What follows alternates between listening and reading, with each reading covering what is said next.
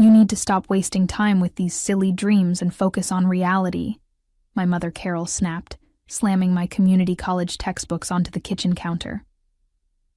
The sound echoed through our cramped house in Little Rock, Arkansas, making me flinch.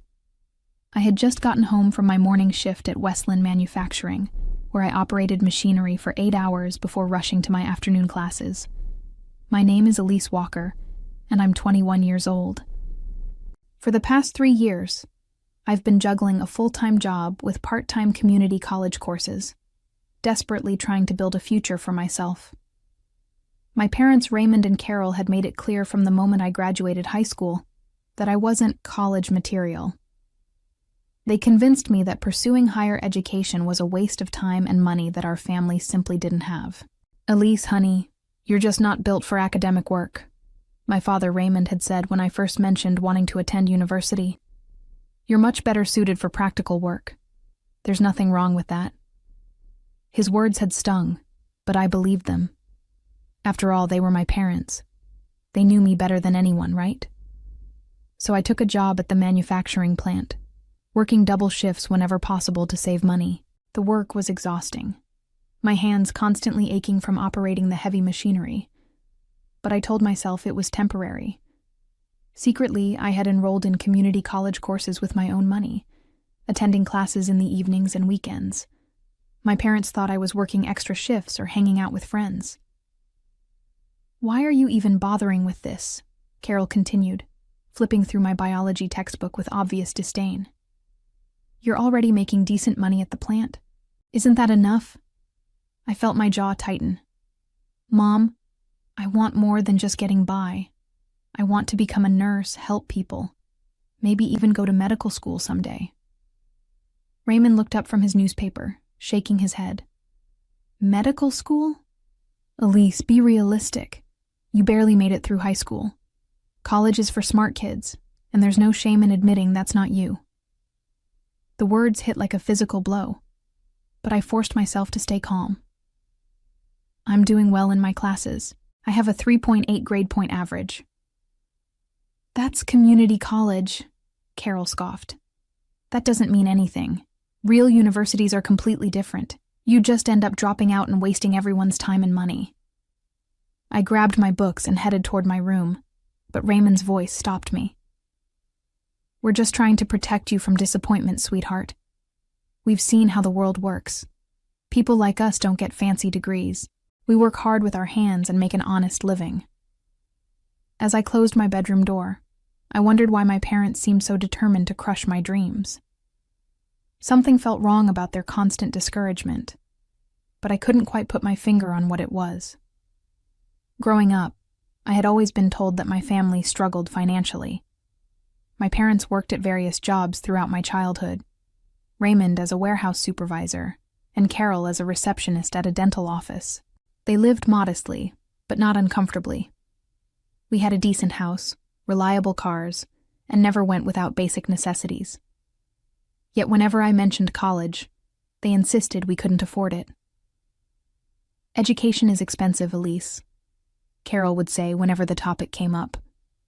"We've got bills to pay and your father's retirement to think about. We can't just throw money away on pipe dreams." My grandfather, Arthur, my father's dad, had always been supportive of my academic interests. During family gatherings, he would ask about my grades and encourage me to keep studying. He was a retired engineer who had worked for Trevanta Corp for 35 years before retiring comfortably. Unlike my parents, he believed in the value of education. "Your grandmother and I always regretted not having more opportunities when we were young," he would tell me. "Education opens doors that nothing else can. Don't let anyone convince you otherwise." But my parents always seemed uncomfortable when Grandfather Arthur talked about education. They would quickly change the subject or make excuses about why college wasn't practical for our family. I noticed how they would exchange meaningful looks whenever he brought up my future prospects. My relationship with my cousin Marcus, Uncle Dennis's son, had become strained over the years. Marcus was the same age as me and had gone straight to university after high school. During family gatherings, he would talk about his classes, his internships, and his bright future. My parents would smile and congratulate him, then turned to me with pity in their eyes. "See how different people have different paths?" Raymond would say quietly. "Marcus is the academic type. You're more practical." What hurt most was hearing how my parents talked about me to other family members. I had overheard Carol talking to my Aunt Patricia at last year's Thanksgiving dinner. "Elise just isn't motivated for school," Carol had whispered. "She's content working at the plant. Some people are just happier with simpler lives." The conversation had made me feel ashamed and angry. They were painting me as lazy and unambitious when I was working harder than anyone I knew. I was exhausted from juggling work and school, sacrificing sleep and social activities to pursue my education in secret. My savings account was pathetically small, despite working constantly. Between rent money I gave my parents, car expenses, and tuition payments, I barely had anything left. I lived on cheap ramen noodles and peanut butter sandwiches, wearing the same worn-out clothes for years. Every textbook was bought used. Every fee payment was a struggle. Still, I persisted. Something inside me refused to accept that this was all I was capable of achieving. Deep down, I knew my parents were wrong about me, even if I couldn't understand why they seemed so invested in keeping me down.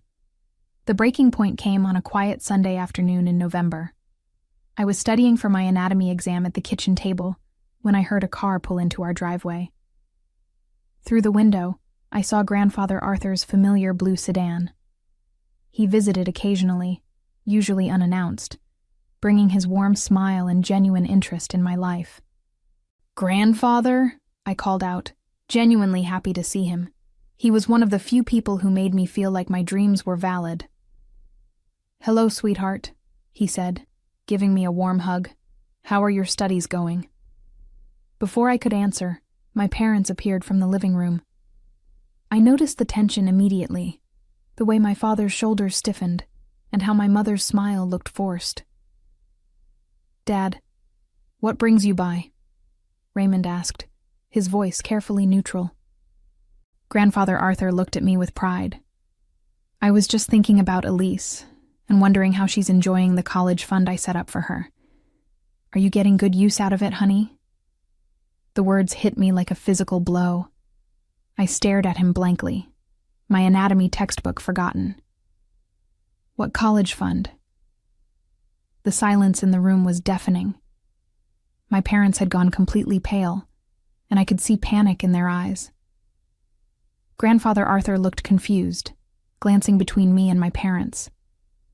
"The education fund I established 3 years ago," he said slowly, "for your university expenses. I deposited $15,000 specifically for your college costs." My world tilted on its axis. $15,000. While I had been working myself to exhaustion, pinching every penny, eating cheap food and wearing secondhand clothes to afford community college, there had been money sitting somewhere that was meant for my education. "I don't know anything about any college fund," I whispered, my voice barely audible. Grandfather Arthur's expression shifted from confusion to something much darker. He turned to face my parents, his voice taking on a steel edge I had never heard before. "Raymond, Carol, where is the money I entrusted to you for Elise's education?" "Dad, we can explain," Raymond started, but his voice was shaking. "I've been working double shifts to pay for community college," I said, my voice growing stronger with each word. "I've been eating ramen noodles for dinner and buying used textbooks because I thought we couldn't afford my education. You told me I wasn't college material, that we didn't have money for school." Carol opened her mouth to speak, but Grandfather Arthur held up his hand. "We need to have a serious conversation about this. All of us. Right now." I felt something fundamental shift inside me. The shame and self-doubt I had carried for years began transforming into something else entirely. Anger, betrayal, and a growing determination to understand exactly how deep this deception went. "Don't worry, Grandfather," I said, my voice steady despite the storm raging inside me. "I'll handle this." The confrontation that followed was unlike anything I had ever experienced in my family. Grandfather Arthur demanded to see documentation of the fund he had established, while my parents stumbled through increasingly desperate excuses. I sat at the kitchen table, my hands clenched into fists, watching my entire understanding of my life crumble. "The money is safe," Raymond insisted, sweat beading on his forehead. "We just thought it would be better to invest it until Elise was ready for a real university. Community college isn't what you intended the fund for." "Community college is exactly what the fund was for," Grandfather Arthur snapped. "Any educational expense Elise incurred. That was explicitly stated when I set this up." I found my voice, though it sounded strange and foreign to my own ears. "How much money are we talking about?" Grandfather Arthur turned to me, his expression gentle, despite his obvious anger at my parents. 15,000 initially, plus interest over 3 years. It should be close to $18,000 by now. $18,000. The number hit me like a truck. I calculated quickly in my head. That was more than I had made in my entire part-time work history. It was enough to pay for my remaining community college courses and transfer to a 4-year university with money left over. "I want to see the account statements," I said firmly. "Right now." My parents exchanged another one of their meaningful looks, and I realized I had been seeing these silent communications my entire life without understanding their significance. They were always plotting, always coordinating their story. "Elise, honey, you're getting upset over nothing," Carol said, reaching out to touch my arm. I pulled away sharply. "Don't touch me, and don't call me honey. Show me the account statements for my college fund. Now." "The money is tied up in investments," Raymond said quickly. "It's not easily accessible right now. The stock market, you know how it is." Grandfather Arthur's face was turning red. "I specifically instructed you to put that money in an education savings account, not to invest it in the stock market. Where is my money, Raymond?" The word "my" hung in the air like an accusation. It wasn't even technically my money. It was Grandfather Arthur's money that he had entrusted to my parents for my benefit, which made their betrayal even more profound. "We needed to make some financial adjustments," Carol admitted quietly. "The roof repairs last year. Raymond's car troubles. We borrowed against it temporarily." "Borrowed against it?" I stood up so fast my chair scraped against the floor. "You spent my college money on car repairs." "We plan to pay it back," Raymond said defensively. "And like we said, we didn't think you were serious about college anyway. You never mentioned wanting to go to university." "Because you convinced me I was too stupid." The words exploded out of me. "You spent 3 years telling me I wasn't smart enough, that college was a waste of time for someone like me. You made me believe I was worthless." Grandfather Arthur was staring at my parents with an expression of complete disgust. "You sabotaged your own daughter's future. You took money specifically designated for her education and spent it on yourselves while convincing her she wasn't worthy of that education." The full scope of their manipulation was becoming clear. They hadn't just hidden the money. They had actively worked to undermine my confidence and ambition so I wouldn't ask questions about college funding. They had shaped my entire self-perception to cover up their theft. "I'm going to need detailed financial records," Grandfather Arthur continued.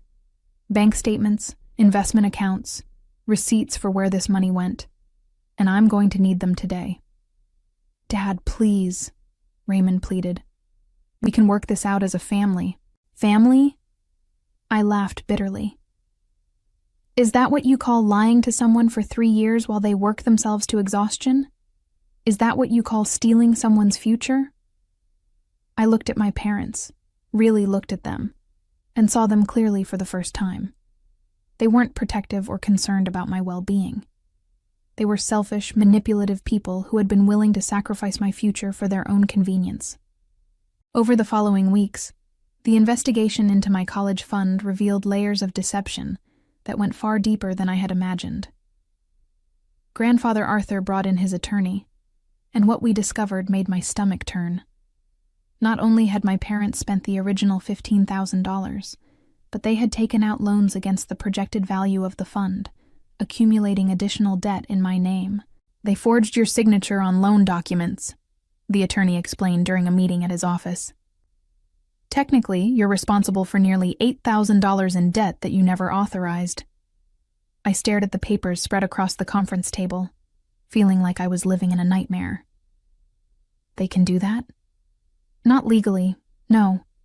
This constitutes identity theft and fraud.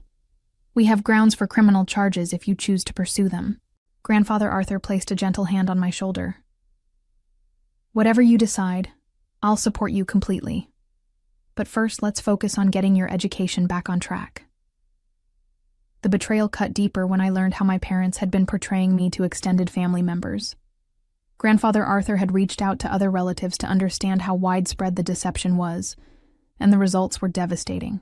Your cousin Marcus told me that your parents claimed you had dropped out of high school and were working because you couldn't handle academic work. Grandfather Arthur reported grimly. They've been telling people you're lazy and unmotivated, that you refused offers of educational help. I felt physically sick. While I had been working exhausting shifts and maintaining a high grade point average in secret, my parents had been destroying my reputation with our entire extended family. They had painted me as a failure and a disappointment to cover up their own theft and manipulation. The most painful revelation came when I discovered that other family members had offered to help with my education over the years, but my parents had declined on my behalf without telling me.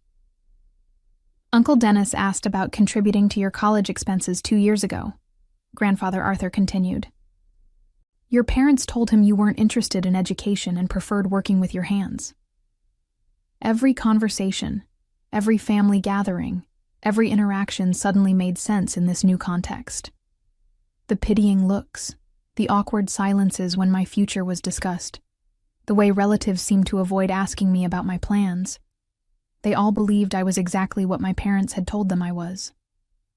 But the anger that had been building inside me was transforming into something more powerful: determination. I was going to expose everything at Christmas Eve dinner, when the entire family would be gathered together. They were all going to learn the truth about what Raymond and Carol had done, and about who I really was.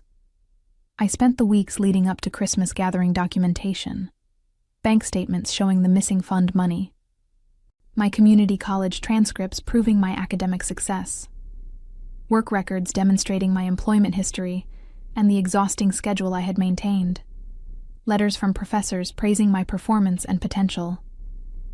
Are you sure you want to do this publicly? Grandfather Arthur asked when I explained my plan.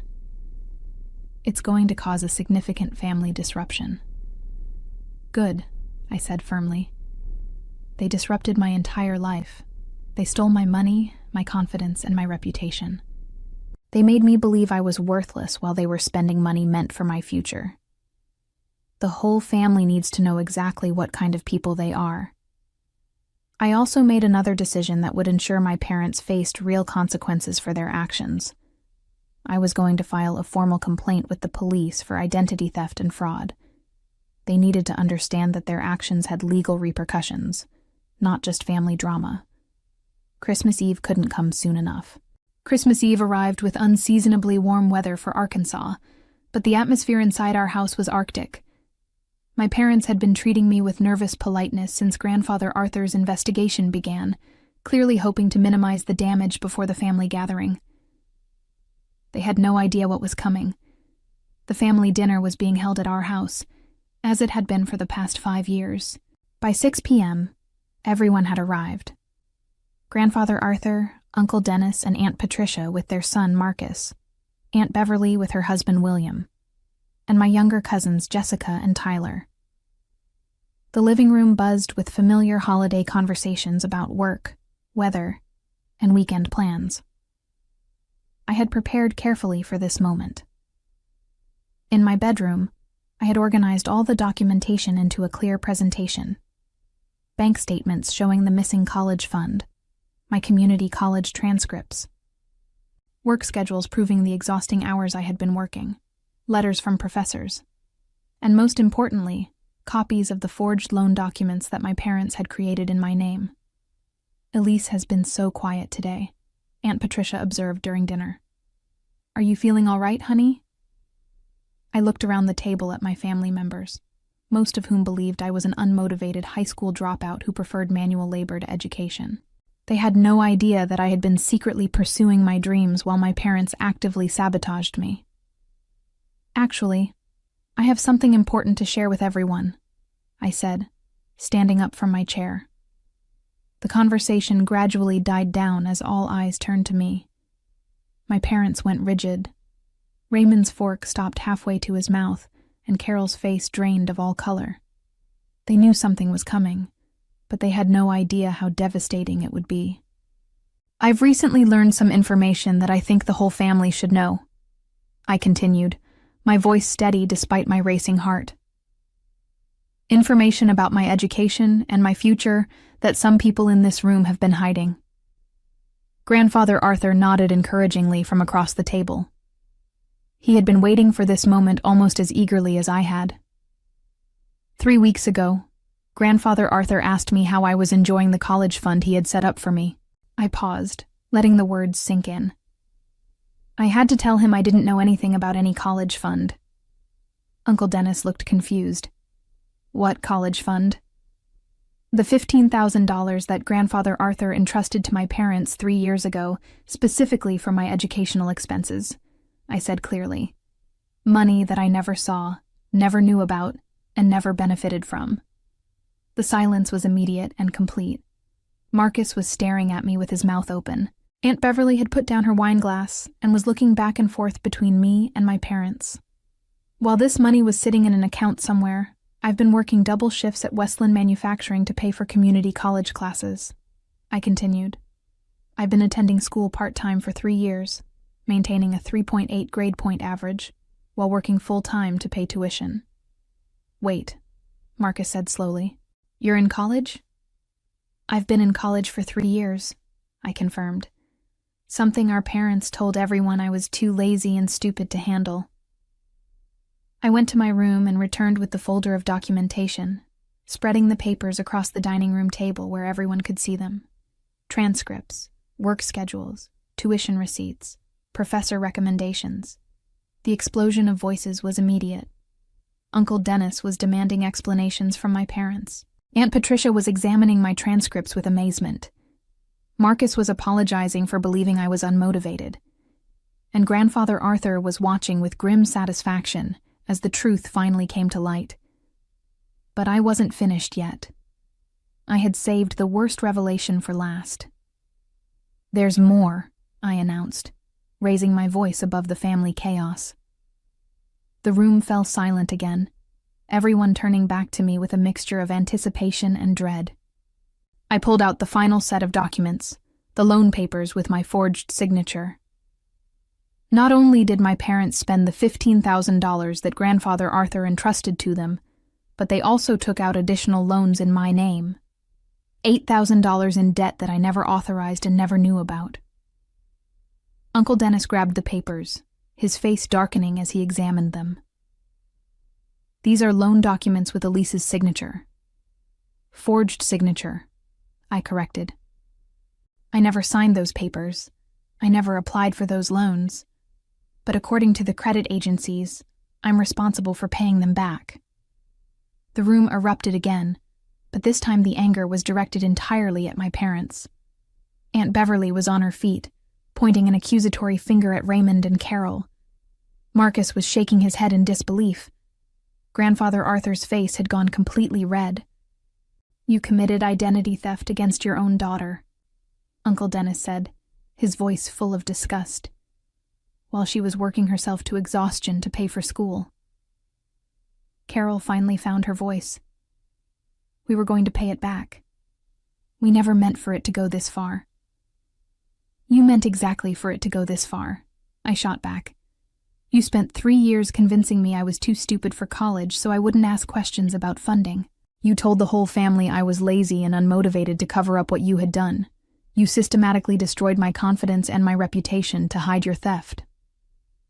Raymond tried to speak, but Grandfather Arthur cut him off with a gesture that commanded immediate silence. I trusted you with that money because I believed you wanted the best for your daughter, Grandfather Arthur said, his voice deadly quiet. Instead, you stole from her and then convinced her she was worthless to cover up your crime. I looked around the table at my family members, really looked at them, and saw something I had never seen before. Respect. They were looking at me with respect and admiration, not pity or disappointment. The police report has already been filed, I announced calmly. Identity theft and fraud charges will be processed next week. The aftermath was swift and devastating for my parents. As the family dinner dissolved into heated arguments and demands for explanations, Raymond and Carol found themselves completely isolated. Every family member who had previously believed their lies about me now understood the full scope of their deception and manipulation. Uncle Dennis was the first to act. "Patricia and I want to contribute to Elise's education fund," he announced. "We should have questioned their story about you not being interested in college. We're sorry we believed them." Marcus looked stricken with guilt.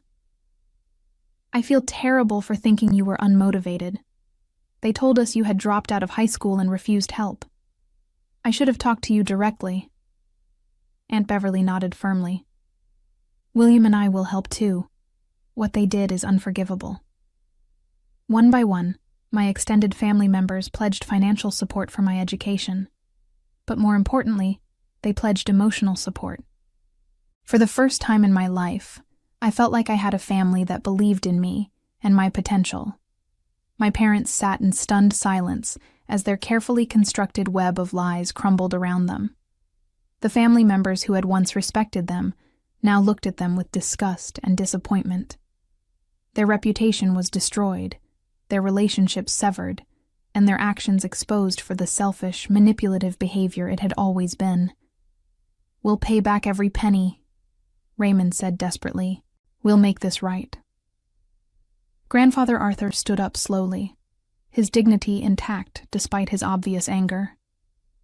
"You'll pay back every penny because the law will force you to, but you'll never make this right. You stole 3 years of your daughter's confidence and self-worth. You convinced her she was worthless while profiting from her potential. That's something no amount of money can repair." The Christmas Eve dinner that was supposed to bring our family together had instead exposed the truth that would tear it apart forever. And I had never felt more powerful or vindicated in my entire life. In the months that followed, Raymond and Carol faced the full weight of their actions. The identity theft and fraud charges resulted in criminal convictions, substantial fines, and mandatory restitution payments. Their reputations within our extended family and community were permanently destroyed, and several relatives cut contact with them entirely. They were forced to sell their house to pay legal fees and repay the stolen education fund, moving to a small apartment across town where they lived with the shame of their exposed deception. The stress of the legal proceedings and family ostracism took a visible toll on both of them, aging them years in a matter of months. 2 years later, I transferred to the University of Arkansas with a full scholarship and family support I had never dreamed possible. I'm now pursuing a pre-med degree with the confidence that comes from knowing exactly who I am and what I'm capable of achieving. Sometimes I think about that Christmas Eve dinner and how perfectly everything unfolded. Not because I had planned every detail, but because the truth has a way of demanding to be heard. My revenge wasn't just about exposing their lies. It was about reclaiming the person I had always been underneath their manipulation, and that victory feels sweeter than any amount of money could ever provide.